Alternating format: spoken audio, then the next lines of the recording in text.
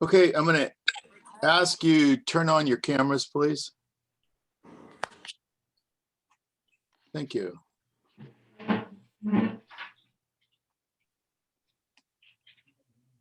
And I think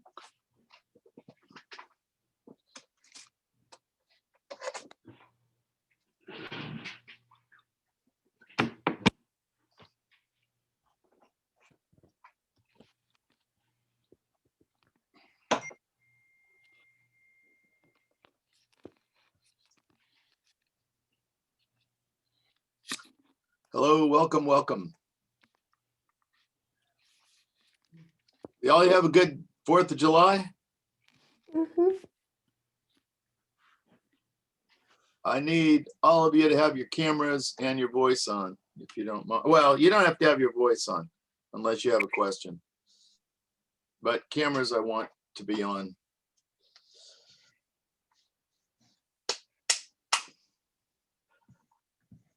Now, have any of you taken, welcome, welcome, welcome, all of you. Have any of you taken a online class before? Yes. You have? Great, because you guys will help me. This is I've taught online classes for years and years and years, but not at this institution. And so this is a little bit different for me. And so it's kind of like a new experiment. So I have a lot to learn and you guys can help me learn it. Okay? Okay. Great. I guess because it's my first class here online, I've been teaching at Virginia Wesleyan for like 3-4 years now. But because it's my first online, I'll have a little more grace. Let's put it that way. I'm trying to get to know this, and hopefully you'll be able to help me figure out how to do this. I put together this class. What was it, last spring, I guess it was. So then they asked me to teach it, and I go, sure. So I know the material pretty well. I've been teaching this class on campus for the 3 or 4 years. I've been teaching others, but this one especially. So let's wait and see, well, how much time. Okay, so it's time to start. So we're going to go ahead and start.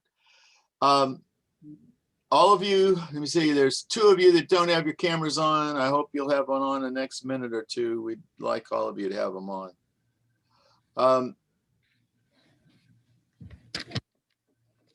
Just a little, I'll just tell you a little bit about me. Got my PhD, University of Washington, and that's in Seattle, Washington. I'm from the West Coast, moved here, taught for many years at Regent University. And about 4 years ago, I started teaching here, and I oversee a program for Virginia Wesleyan at Westminster Canterbury, and I get professors from Virginia Wesleyan to go teach there. My PhD is in communication. I do a lot of travel, international communication, that sort of stuff. In fact, I'm going with Dr. Linval. We're taking a class to, do any of you know Dr. Linval at Virginia Wesleyan? No? Well, at any rate, we're taking a class to Oxford in March, I believe it is, if everything goes well, a study of C.S. Lewis and the Inklings, the group that he was a part of. And I've done that before at this institution and at other institutions I've been to Oxford probably 30 times. I don't know, quite a bit. I'm also in September going to the Netherlands for a while. I have a research organization that does research on media. And so in fact, I had a Zoom session with somebody in Turkey this morning. All right, so I do a lot of research, have my own company with another business partner. I have a lot of teaching experience, but I'm always learning. And most of my experience in teaching has been at the graduate level, master's and PhD. So in the last few years, the early part of my career and the last part of my career, it's been more in undergrad. At any rate, so glad you're here with us. These sessions are not mandatory. You can get through the class without it. it's just like I'll put PowerPoint presentations up, or I intend to, but you don't have to look at them. You could still probably get through the class. It would be a great advantage to look at them, because then if you didn't, you'd have to really go much carefully through the lecture material and other lecture material and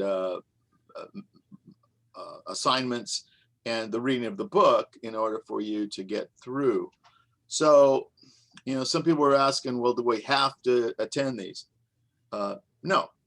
I'm going to be very informal in this time, and a lot of it's just going to be questions and answers. So if you have any questions about the class, fine. If you don't, then it's going to be a very short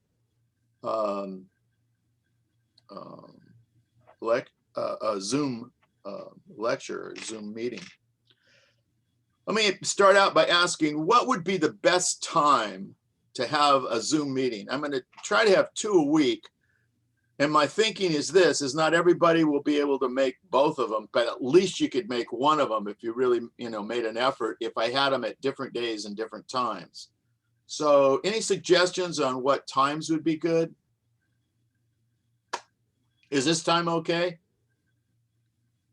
It's not for me. I'd rather have it Monday and Wednesday. Would that be okay with you if we did it Monday and Wednesday?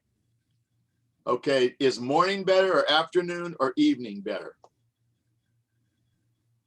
Morning for me, at least. Morning, okay. Mornings for me too. Morning, Morning for me too. morning. Yeah, Sarah, morning's what about- okay with me. Morning's okay with you? Hmm. Okay, well, is 10 fine, or do you want 11, or do you want 9, or what, earlier or later in the morning?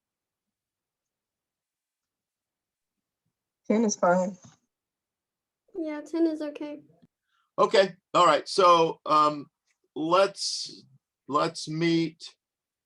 I'll put all this out for you in an announcement, but a sec, I gotta get some more paper here. 10 a.m. on Monday.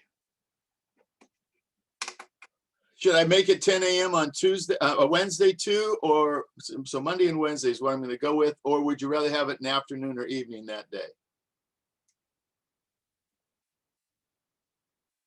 Any thoughts? It's like the same time on Wednesday too. Works. All right, for now, I'm going to do that then. 10 a.m. for both Monday and Wednesday. And again, I'm going to do some mini lectures, and I will put PowerPoint up, but mainly what I hope to do during this time is to ask you questions. Do you have to show up? No. Is it smart for you to show up? Yeah, because you'll get clues to what's important for you to know in the class and why I think it's important. And, you know, that'll help on the test, just be really blunt about it. So, so anyway, we encourage you to do that. Let's see, what else do we need? Any other questions you have you want to start out with that you have? Can you get in and see the first module? I haven't been able to, but I'm going to work on it more after this Zoom meet. Okay, if you can't get in, please email me and let me know, okay? Because Okay. maybe there's something, because it's my first time with this, maybe there's something I need to do. I thought I did everything, but I could be really off. And so I'm going to just tell you right up front, I'm kind of flying blind here, and I hope I'm doing it right, but I'm not exactly sure. Any other questions you might have? All right, have you gone through the syllabus? Can you get to the syllabus? Yes. Okay, good. Turn to the syllabus, and I'll give you a minute. Turn to the syllabus. I just want to go through it with you. If you have a computer in front of you, and I imagine most of you do, because how are you watching me if you don't have a computer? Can you still see me and have the computer and have the syllabus on the computer? Yes. You can? Okay, good. Well, then do that. And I want to go through the syllabus today with you, just to give you some heads up kinds of things and let you know. has anybody tried to get into the first module? I know this is the first day, but really need to Get know into what all the modules, they're all up. they're all up. Okay, good. Thank you. I thought they were, but sometimes what I see is different than what you see. And I try to do that little thing that they have, click on the student's view, but sometimes that doesn't work right. But Do we anyway, have to make an account? I'm sorry? Do we have to make an account to access the modules? No, you just, It told me that I had to. Okay. huh. Let's see. Maybe you need to check then with, because that sounds like something that the university is not letting you get in for some reason. So maybe call computer services and ask them what you need to do. Okay. Yeah, because you're not able to get in at all, huh? I'm looking at it right now. Maybe I did something wrong. Oh, I don't think so. They probably screwed up. Oh, wait, it's right here. It's right here. Never mind. All is well. It's okay. Okay, good, good. All right, great. All right, so if you go to the outcomes, I just want to mention a few things. Learning outcomes on page 3. I'm going to let you read most of the rest of it. All of you have your text? Anybody not have a text yet? You really need a text in this class. I It's don't. not- You don't? Okay, so the very first thing you need to do is get a text. Now you can do that online. You can get an online text. You can do it hard copy, any kind. I don't care what kind of text you get, but you got to have one. At this point, you can probably get it faster if you get it online. So that's fine with me. Make sure you get the right version, and all that information, textbooks and materials is in that section on Blackboard, and you'll find that. But it's the 5th edition that we're using of Media Essentials, A Brief Introduction.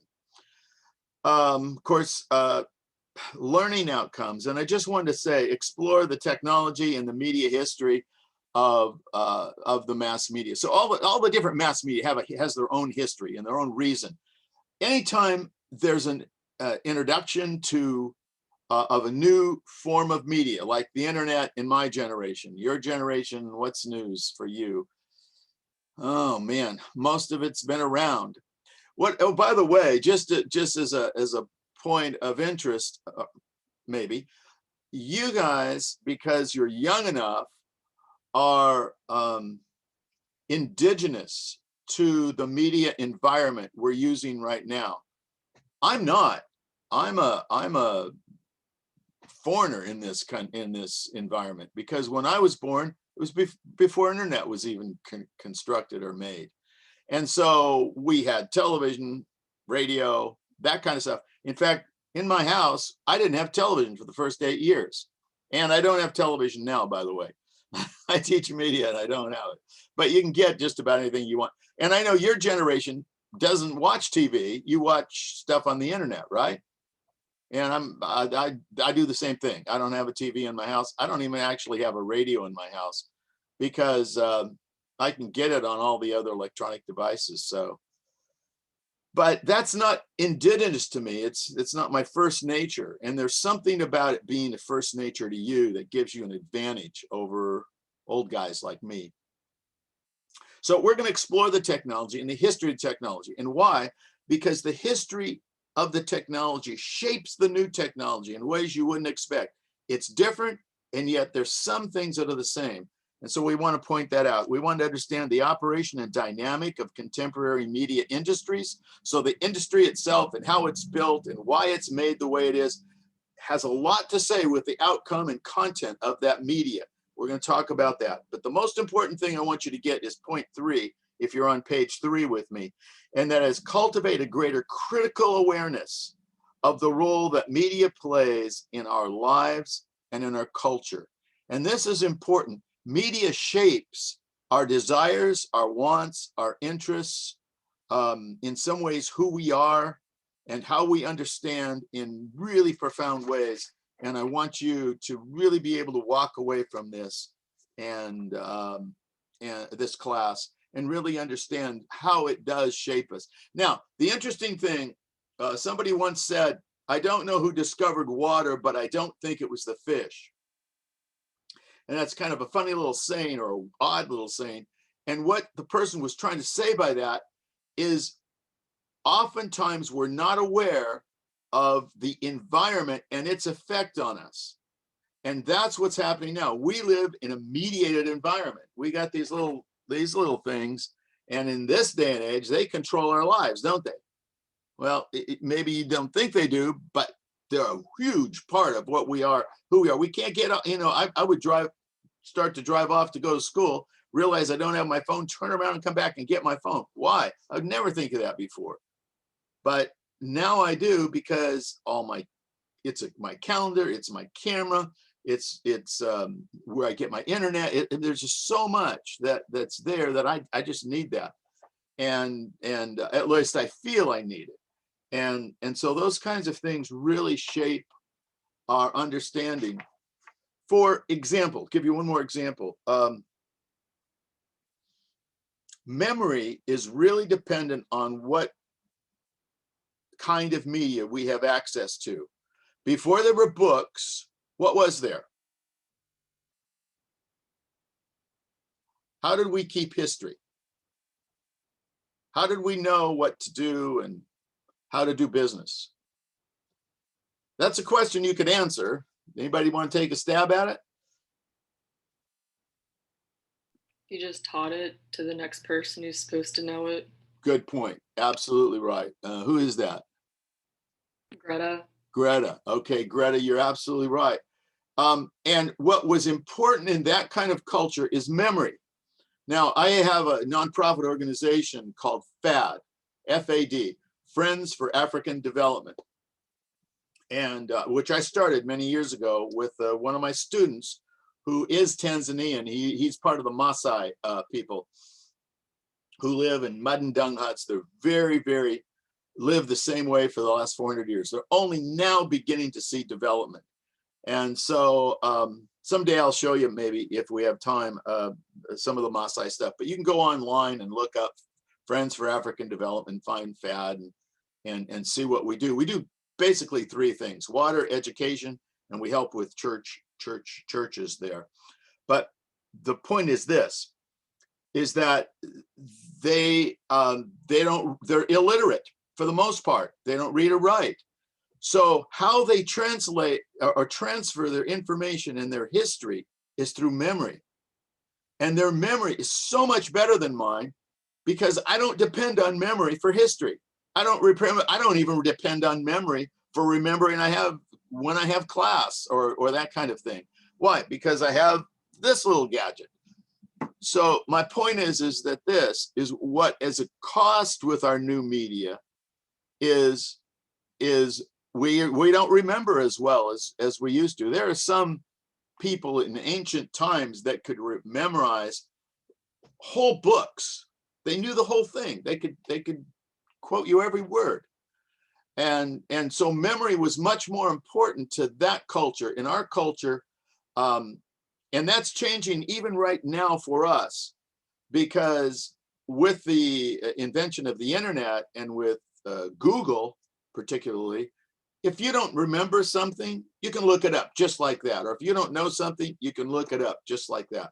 So what does that do to memory? It shrinks our memory. It's not as important. And this is a big argument academically.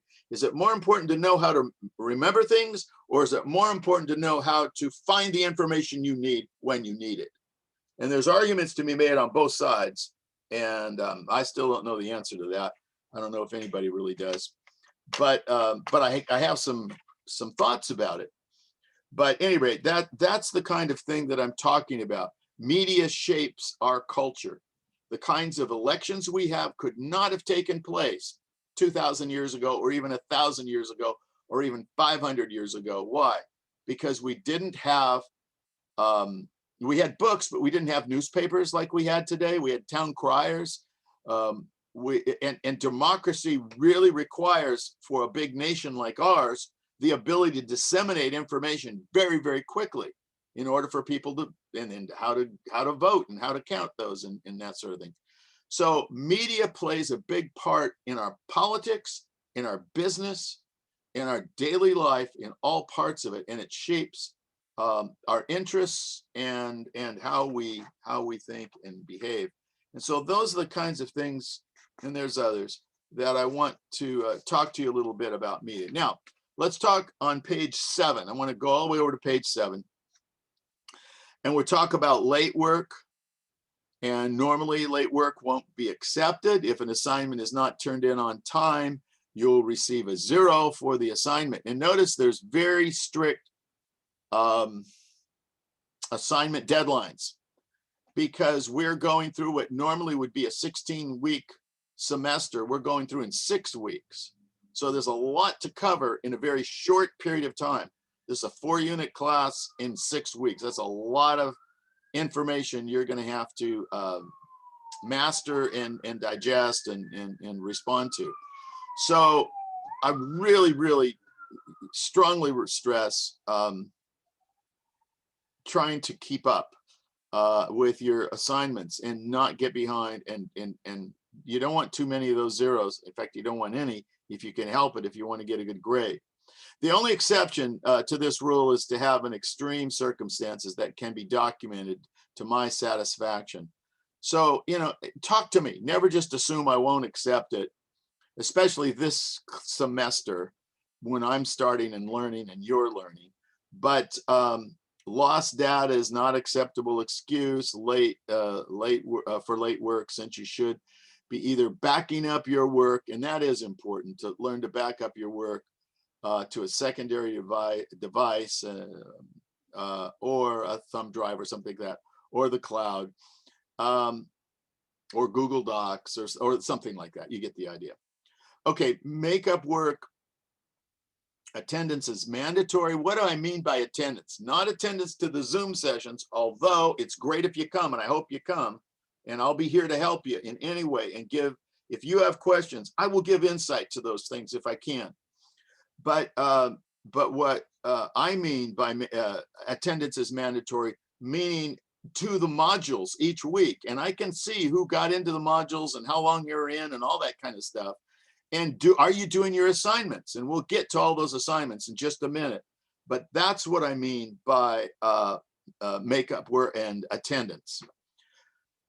Somebody asked about extra credit, and I'm going to say, I say on here that unless there's things like missed quizzes, I'm not going to go back and do those again.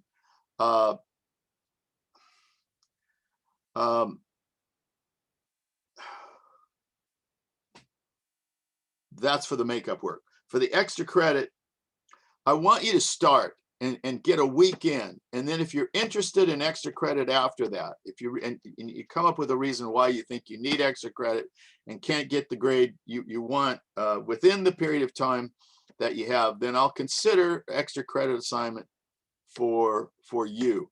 What I don't want you to do is to take so much time on the extra credit that you miss more assignments or under prepare for those assignments.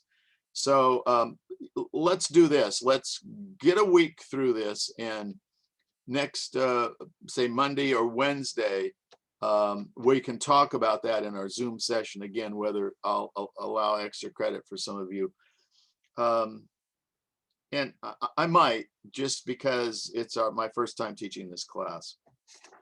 Okay, move to page 8. How many are with me? Anybody? Raise your hand if you're with me. Okay, good. So you're following on the thing. Okay, so look at the grade allocation. So, so you can see on grade allocation, weekly discussions, 20 points each. That's 140 points. Test 1 is 250. Test 2 is 250. Media diary, 100 points. Media essay, 110 points. There's 3 scholarly questions, and we'll discuss what they are. And that's how much? 90 points, 30 points each. And then there's a reading and review analysis, 10 points each. There's 6 of those, so 60 points. So that makes 1,000 points. You see the grade underneath there. Now, assignment description, exams. Most of the exams are multiple choice with, I think all the questions are multiple choice, if I'm not mistaken. There might be a fill-in or something, but I think it's mainly multiple. Oh, there is an essay question or two, but most of the exam, 80% of it, I think, is multiple choice. You can read this. I don't need to read all of this for you. I'll tell you what, why don't you read this part, the description of the different parts of the assignments and description of the assignments. And if you have questions, we'll answer that next week. The scholarly question, you go, what is that? Well, it's a brief written response to an assigned project or question that is required. There will be 3 short 1/2 page to 1 page. So these aren't long assignments, but don't misunderstand not being long for just filling up the page with words. I really want to make each word count. As people who are involved in higher education, which is what you're doing, you really need to learn how to use words and use them effectively and powerfully. So just because I'm saying, oh, a 1/2 page, well, I can write that without thinking about it. No, you really need to think about it. And I really hope that you spend some time really honing those answers within really any written assignment, but particularly there. All right, let's move down and I'll have you read those. If you have more questions, you can bring them up. Does anybody have any questions on the assignments right now, or can we wait till next week on those? You can always email me too, and you have my email, bfrazier@virginiawesleyan.edu, vwu.edu. All right, let's look at the class schedule. So it's, as I said, we finish up that last 7th week with essentially the second test and a discussion. That's it. It's not much that second week, that seventh week, but everything else is pretty full.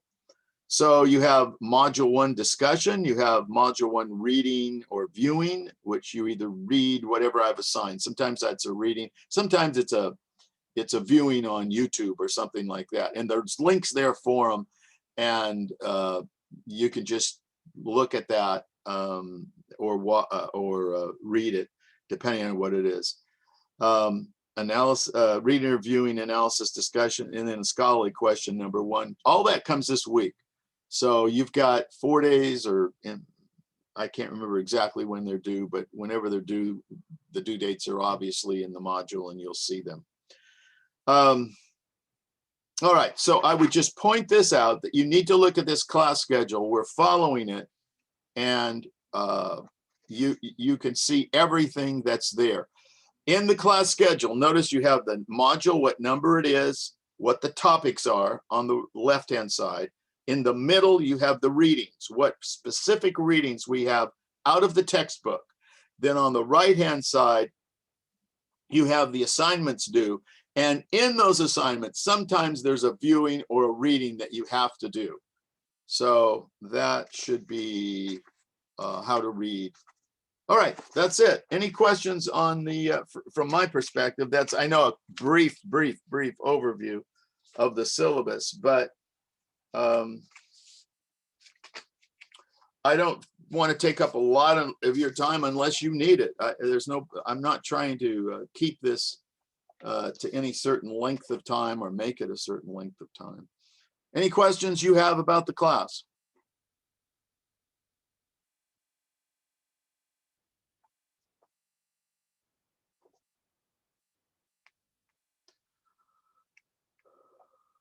All right, let me. Will the lecture presentations be posted weekly, or are they all going to be posted at once? Because I'm looking at the syllabus and I was just wondering in case like we wanted to work ahead. Yeah, you mean the PowerPoints? Yeah. Yeah, I hadn't really thought through that. I could post them. I'm not sure. Where do they normally post those? Usually there's just like a little section like in each module that has like lecture presentations. I know my teacher last summer session did it, so I just didn't know if that was something you did. Oh, I didn't look in the module. I was looking at the left-hand side with all the different areas, and I thought there's a place I can put all the PowerPoint presentation. You can just click on them. You can get any one you want. So yeah, that's a good idea. I could put them all up right away So if you want to work ahead, that's not a problem. Because I have them all done. So I will I'll do that for you. I think I have like 16 of them or something like that. Okay, thank you. And I'll try to figure out how to do that. I don't know how to do it, but I usually can figure it out. And if I can't, I'll ask you next time I see you. You can tell me how, or I'll ask the school. Okay, so let me write that down. If I forget, just email me, okay?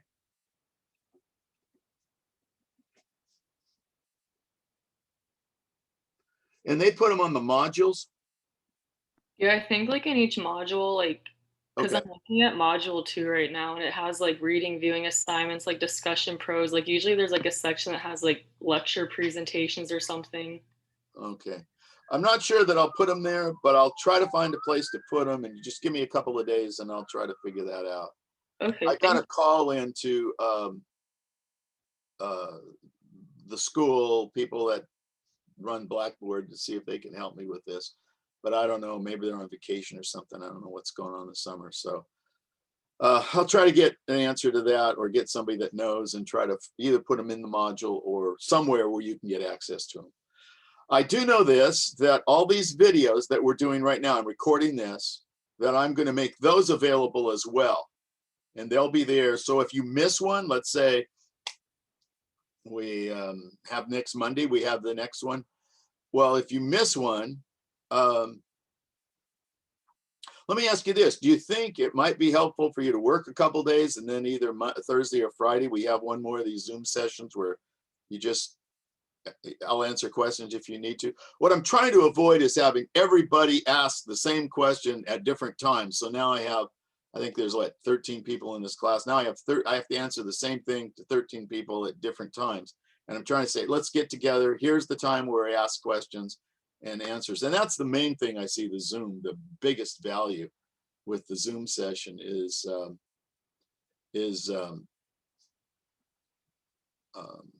just having people ask questions and trying to get answers. Do you need another one this week, or should we just wait till next Monday? It's okay. You can say whatever you want, whatever helps. Anybody? You got to turn the mute off to talk. I think once a week is good, at least for me. Okay. All right. Well, Yeah. let's meet next Monday, unless somebody has a different idea. And you can always email me if you don't feel like you want to talk. That's fine. Just email me and we'll try to work through it. If you have any issues, any questions, you can ask during the Zoom session, or you can always email me. And don't hesitate to do that. I'll try to look at my email every day a couple of times. So we'll have that. I want to try one thing, not that I'm going to do it, but I want to share the screen and just show you this. Can you see that?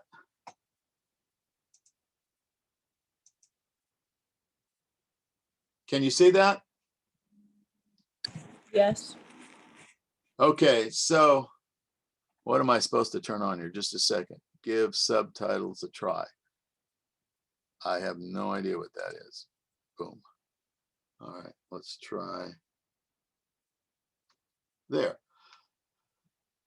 So if during the lecture, if I was giving this a lecture in an on-campus class, I would talk about culture and communication and how they're those culture is formed by communication, and culture also forms the kind of communication we have. And those two words are very important. And I just want to see if this can go through. If you can see this and if it's helpful. I can do this if you think it's helpful, but I'm not going to do it unless you really request that I go through and lecture. I'll just give you the PowerPoint because the lectures could go on and on forever. So we have what is culture, and I give a definition there, and you can read that later. Look at the following definitions of culture, and there's many, by the way. Culture is just not one definition. It's a collection of programs, a programming mind which distinguishes members of one group or category from people of another group or category. It's one definition. Culture is fuzzy, yet the basic assumptions of values, orientation of life, belief, politics, procedures, and behavior conventions that are shared by a group and people. One of the things that I believe is that in terms of communication, this, by the way, James Carey, who I'm showing you right here, his view of culture, I think, is the most concise and parsimonious and useful, James Carey. And so I would look at his view of culture. And then we have what is communication, and I have a couple quotes there. And then I have different definitions of communication. And here are 3 ways that I like to think about communication. And all of these have weaknesses and strengths. One is the transmission view, and you've seen that before over here. You transmit, one A transmits to B. Another is an interactionist view, that sort of thing. And a third is a constructionist view, and I don't see that illustrated up there, but a constructionist view doesn't worry about the sender of the message. It just worries about, well, here we go, transmission, interaction. You can see those. And then the constructionist view that's not a constructionist view. There, the constructionist view is just how people make sense out of the words people use. Not just words, though. Communication is also visual. Everything from clothes to body language to structure of architecture and movement and all those. Dance is a wonderful way to communicate. So cultural studies and communication are something that we all experience, whether we take time to think about it or not. And then we talk about mass communication and mass media are the industries that create and distribute songs, novels, TV shows, movies, newspapers, internet services, magazines. The word media is the Latin plural for singular noun medium, meaning intervening material or substance through which something else is conveyed. Let me just say that, let me see if I have it here. Well, let me just say it now. All communication, all human beings are what I call homo narrative. Homo means human, narrative means story. We are human storytellers. And most communication is a type of telling a story. So you go to buy a new car and you say, tell me about this car, and a guy will tell you the story. You might kick the, that sort of thing. Now, is all communication story? No. Sometimes you're having dinner with somebody, you say, pass me the bread. That's not a story. That's just, I need that, hand it to me. But when we go to buy something, we ask somebody, how does this look? And they tell you, oh, you look beautiful. You look just like somebody on TV, that kind of thing. Or if you come back from a party and you tell your roommate, oh, I met this wonderful person and blah, blah, blah, blah, blah, you tell the story about it. So we tell stories all the time. In fact, if you want to think about it, even the assignments I'm making in this class, asking you to write 2 or 3 paragraphs about viewing something or reading something right on, is a way of telling me something, is a form of a story. You have a beginning, a middle, and an end, and you're kind of telling that. It's very structured, and it's not the same as telling a story about a football game that you watched, or a soccer game, or a chess match, or whatever it is you do, or a concert you went to. But it is every bit a story in that sense. So homo narrative, human storytellers, it's endemic to all of us. We do it and we don't even realize it. And that is not how you spell endemic. Okay. I better not put those words up there. So the thing is, we're getting to this area here that you're looking at. Can you see this? We used to write on stone, chisel it out. Then we got the printing press. Gutenberg, and we'll talk all about this, then the book, and then eventually email and the computer and that sort of thing. So all these technologies are not value free. They have values attached to them. Most of the time, the value is efficiency, but efficiency in some areas means something's left out in another area. So anyway, I just wanted to see if this works, and you can see the whole evolution of mass media.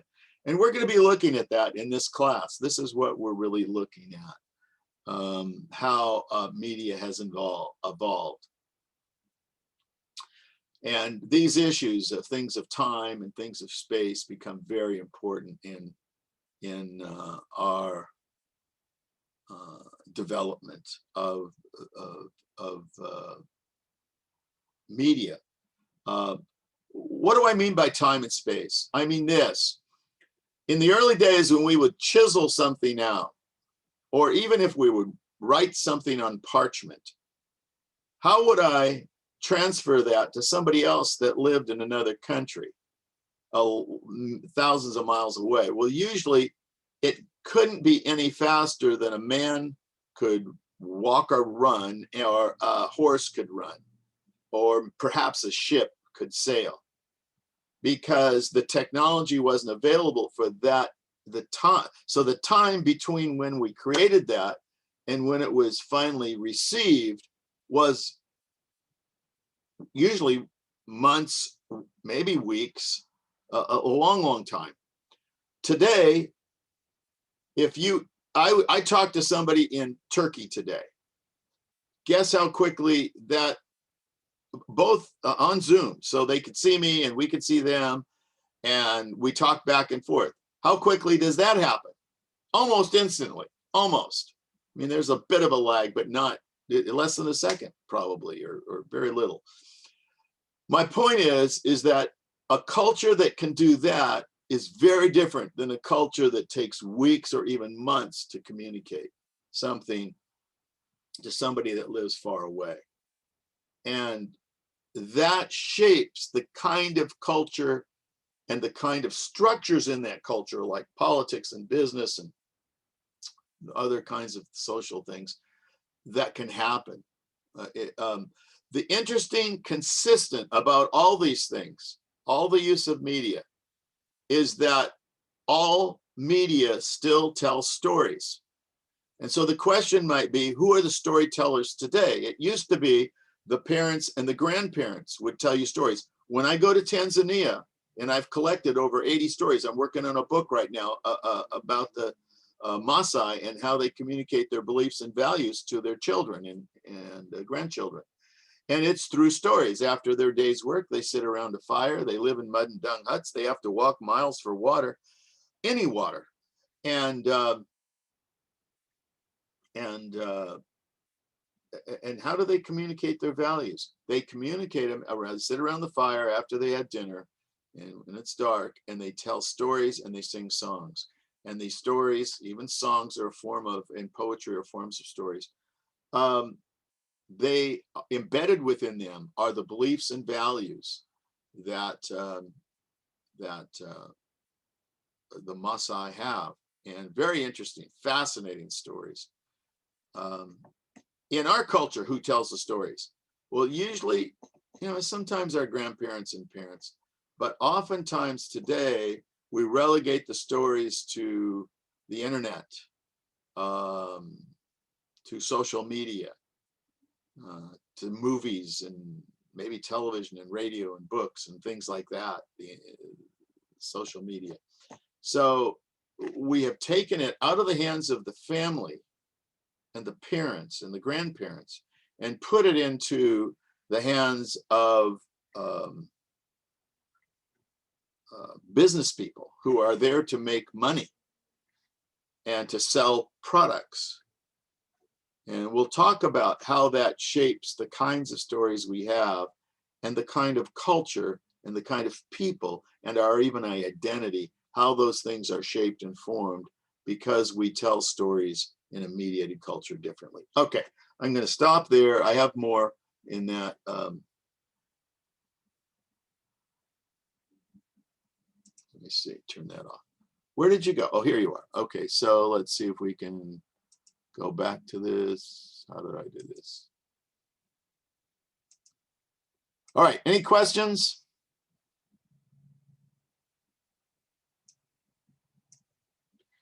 All right, then I think I will put this PowerPoint up. I got through slide, what was I, slide 17, and I actually have